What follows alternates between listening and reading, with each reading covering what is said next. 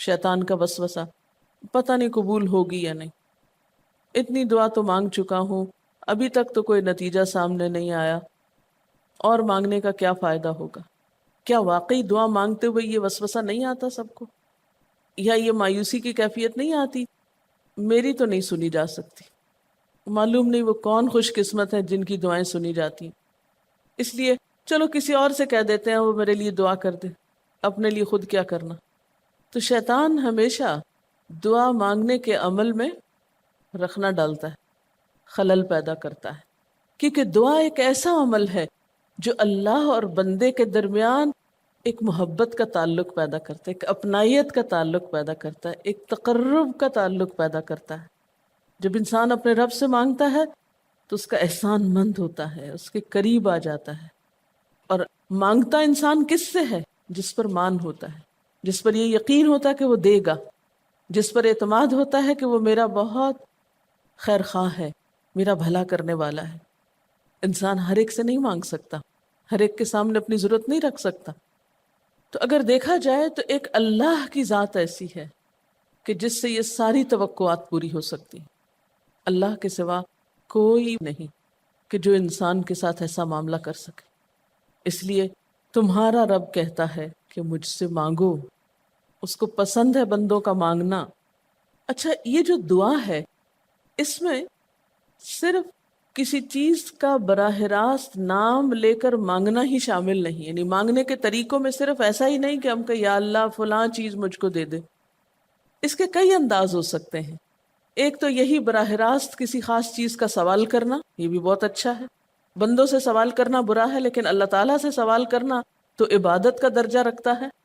یعنی کتنا پیار آتا ہے نا اللہ تعالیٰ پہ کہ ضرورت ہماری ہے اور ہمارے اس مانگنے کے عمل کو بھی عبادت کہہ رہا ہے، کیونکہ ایک تعلق ہے نا، وہ وقت اس کی یاد میں گزرتا ہے، اس کی طرف متوجہ ہو کر گزرتا ہے، اس لیے وہ وقت بھی عبادت بن جاتا ہے، وہ عمل بھی عبادت ہو جاتا ہے۔ تو ایک تو یہ کہ جیسے ہم سوال کرتے ہیں اللہم انی اسألک کہہ کے دعا مانگتے ہیں، یہ جتنی مسنون دعا میں آپ نے دیکھا ہوگا اسألک برابر سوال کا لفظ ہے۔ لیکن کچھ دعائیں ایسی ہوتی ہیں جس میں سوال نہیں کیا جاتا، صرف اللہ تعالیٰ کی حمد و ثنا کر دی جاتی ہے، جیسے حضرت ایوب علیہ السلام نے کہا تھا انی مسنی الضر وانت ارحم الراحمین۔ یہ بھی دعا کا ایک انداز ہے، مانگا کچھ بھی نہیں، بس اپنی تکلیف کا اظہار کر دیا اور اللہ تعالیٰ کی حمد و ثنا کر دی، مجھے تکلیف پہنچی ہے اور آپ سب سے بڑھ کے رحم فرمانے والے۔ یہ بھی نہیں کہا آپ رحم فرمائیے، کہا آپ تو سب سے بڑھ کے رحیم ہیں اور میری تکلیف آپ جانتے ہیں۔ یہ بھی ایک سٹائل ہے۔ اسی طرح کوئی ذکر کر دینا، مثلا استغفار پڑھنا۔ اب استغفار پڑھنے والے کے لیے کتنی خوشخبریاں ہیں کہ اس کا ہر مسئلہ آسان ہو سکتا ہے اس کی وجہ سے۔ خیر اس میں تو بخشش کی طلب ہوتی ہے، ایک طلب کا انداز ہے، لیکن استغفار جو ہے وہ عام دعا سے ذرا مختلف ہے۔ اسی طرح درود شریف پڑھنا، اس میں اپنے لیے تو آپ کچھ بھی نہیں مانگ رہے ہوتے، نبی صلی اللہ علیہ وسلم کے لیے مانگ رہے ہیں، لیکن وہاں کیا ہو رہا ہے کہ جب آپ ان کے لیے رحمت کی دعا مانگتے ہیں اللہ تعالیٰ آپ پہ 10 رحمتیں فرماتے ہیں۔ یہ بھی ایک مانگنے کا انداز ہے۔ اب درود شریف پڑھنا جو ہے باعث برکت بھی ہے، عبادت بھی ہے، ذکر بھی ہے، اور ایک طرح کی دعا بھی ہے۔ اسی طرح بعض اذکار کے آپ نے کتنے فائدے دیکھیں، صبح شام کی دعاؤں میں آپ دیکھیے، آپ پڑھتے ہیں بسم اللہ الذی لا یضر مع اسمہ شیء فی الارض ولا فی السماء وهو السمیع العلیم۔ یہ صرف ذکر ہے، اس میں آپ مانگ تو کچھ نہیں رہے، لیکن کتنی فضیلت ہے اس کی کہ جو شخص یہ دعا پڑھے گا اس کو کوئی چیز نقصان نہیں دے گی۔ اس میں آپ یہ نہیں کہہ رہے کہ یا اللہ میں تجھ سے سوال کرتا ہوں کہ ہر نقصان دہ چیز کو مجھ سے دور کر دے، نہیں۔ پھر اسی طرح اللہ تعالیٰ کی حمد و ثنا کے جو کلمات ہیں، مثلا لا الہ الا اللہ وحدہ لا شریک لہ لہ الملک ولہ الحمد وہو علی کل شیء قدیر۔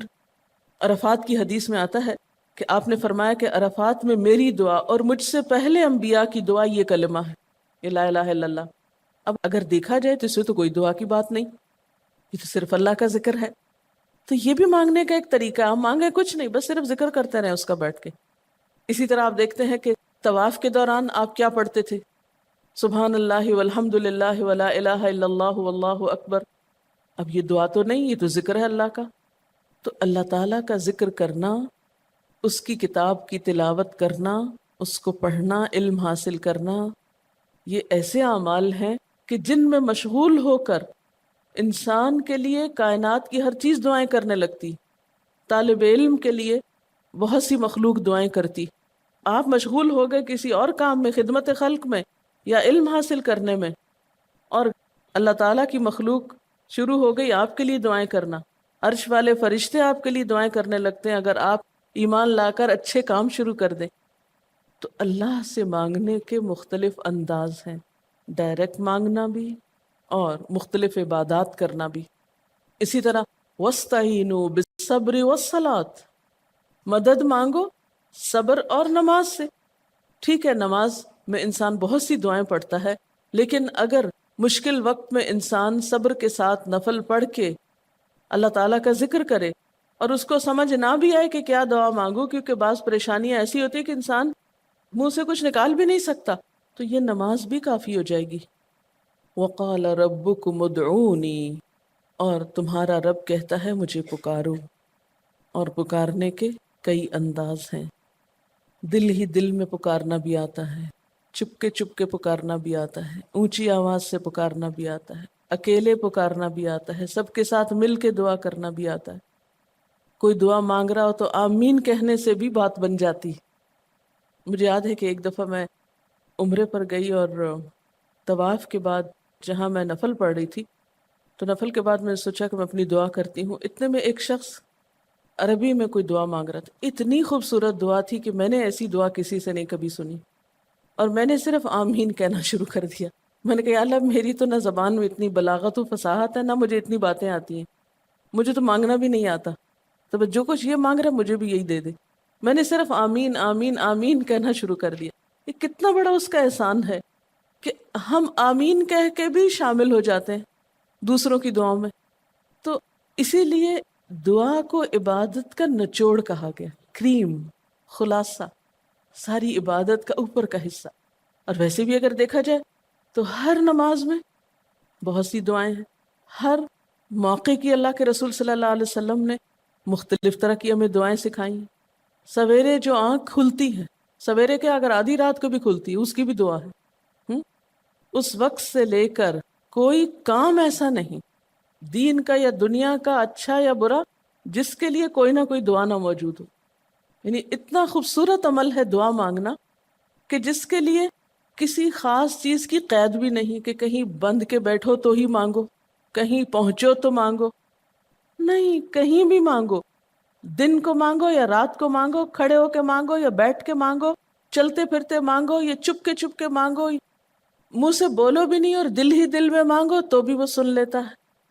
کسی بھی طرح مانگ سکتے ہو، کہیں بھی مانگ سکتے، کچھ بھی مانگ سکتے ہو.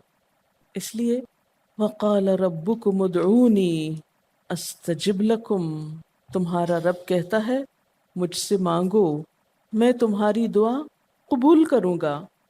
اور آپ کو پتہ ہے کہ ربکم یہ صرف مسلمانوں کا رب نہیں، رب تو ساری مخلوق کا ہے. کافر کا رب بھی وہی ہے، خواہ وہ مانے یا نہ مانے. اس لیے قبولیت دعا کے لیے مسلمان ہونا بھی شرط نہیں. اگر کوئی کافر بھی اللہ کو پکارتا ہے، اپنے رب کو پکارتا ہے، تو وہ اس کی بھی سنتا ہے.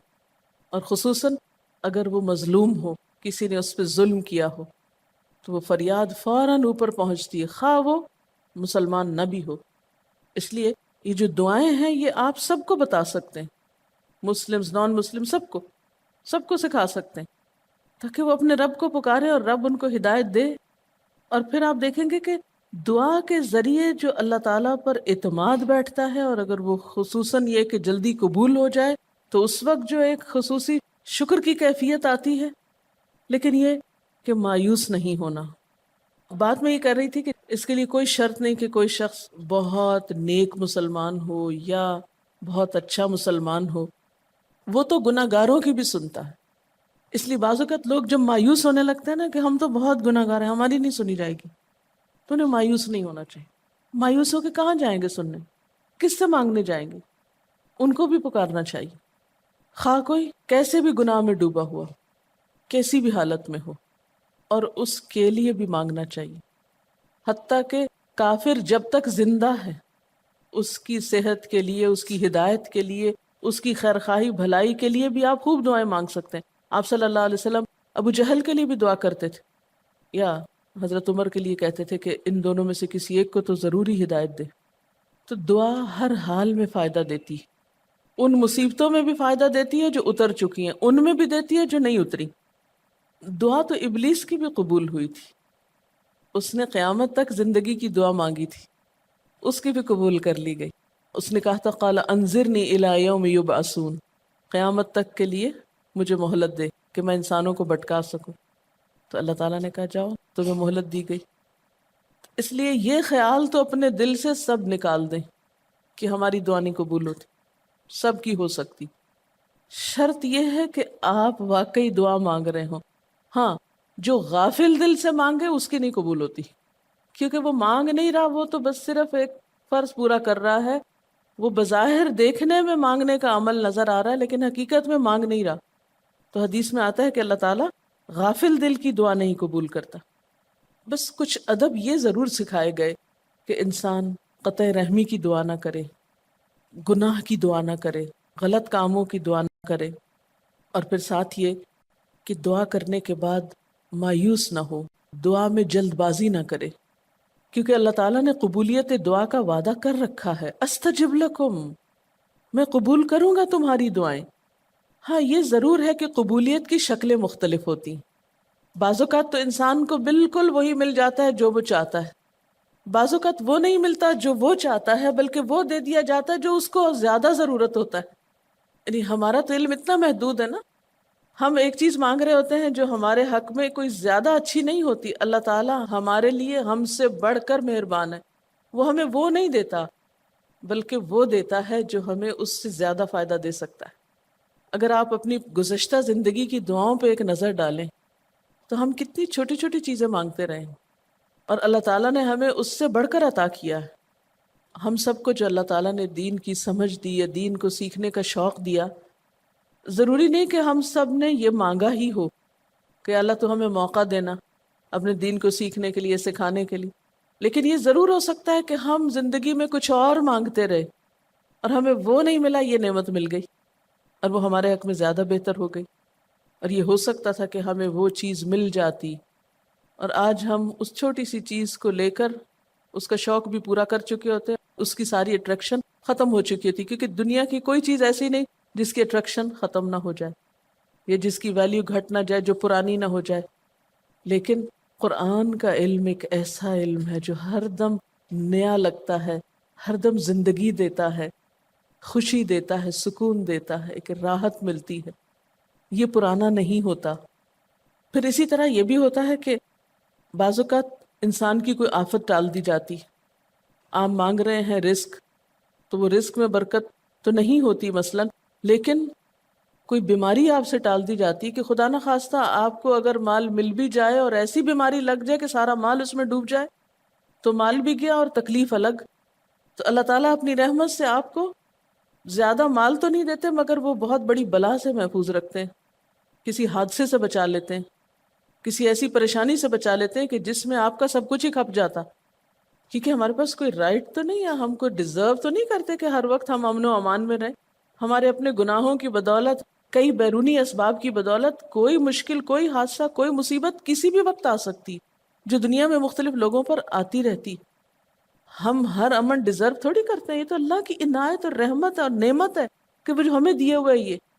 اور یہ عین ممکن ہے کہ ہم کوئی اور دعا مانگتے ہوں اور اللہ تعالیٰ اس کی بجائے ہمیں عافیت میں رکھے ہوئے ہو، ایک پرسکون زندگی دیے ہوئے ہیں ہمیں کہ ہمارے ہاتھ پاؤں سلامت ہیں، ہم بول سکتے ہیں، ہم دیکھ سکتے ہیں، ہم کھا پی سکتے ہیں، ہم چل پھر سکتے ہیں، ہم کسی کے محتاج نہیں ہیں.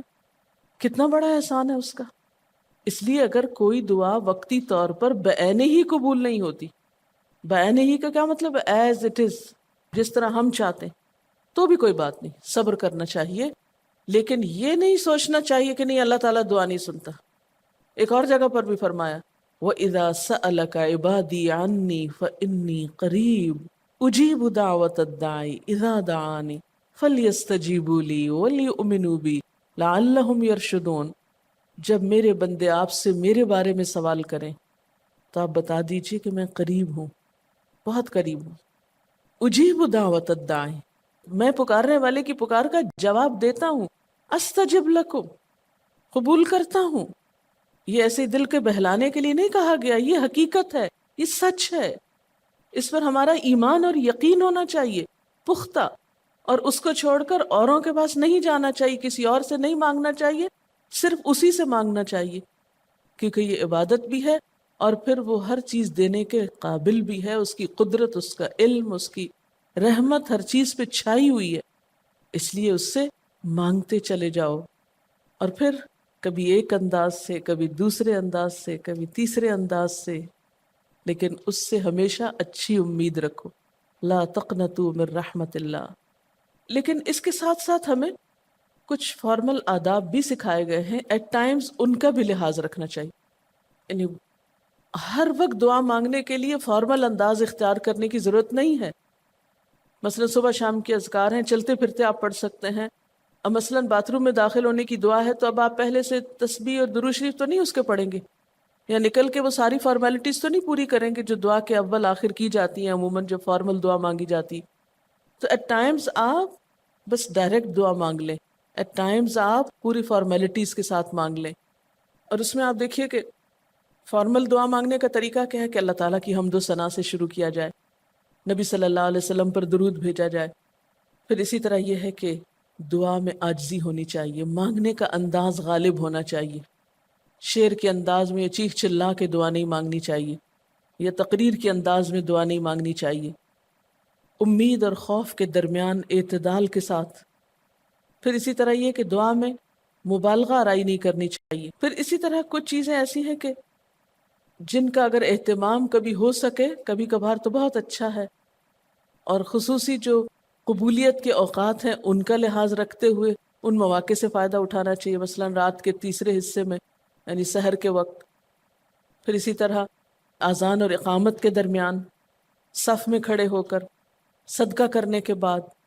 کوئی بھی نیکی کا کام کرنے کے بعد، عصر کی آخری گھڑی میں، جمعے کے دن ایک خاص گھڑی میں، سجدے میں دعا، رات کو آنکھ کھل جانے پہ دعا، امر بالمعروف اور نہی عن المنکر کے بعد دعا، تلاوت قرآن کے بعد دعا، عرفہ کے دن کی دعا، رمضان کے مہینے میں خصوصاً روزہ افطار کرتے وقت دعا، پھر عادل امام کی دعا، مسافر کی دعا، بارش کے وقت کی جانے والی دعا، یہ خاص قبولیت کے اوقات اور اسباب ہیں، پھر التحیات اور درود شریف کے بعد کی جو دعا ہے جو ہم بیٹھ کے نماز کے آخر میں پڑھتے ہیں، یہ بھی صرف رب جعلنی تک ہی نہیں بلکہ اس سے زیادہ دعائیں بھی ہیں۔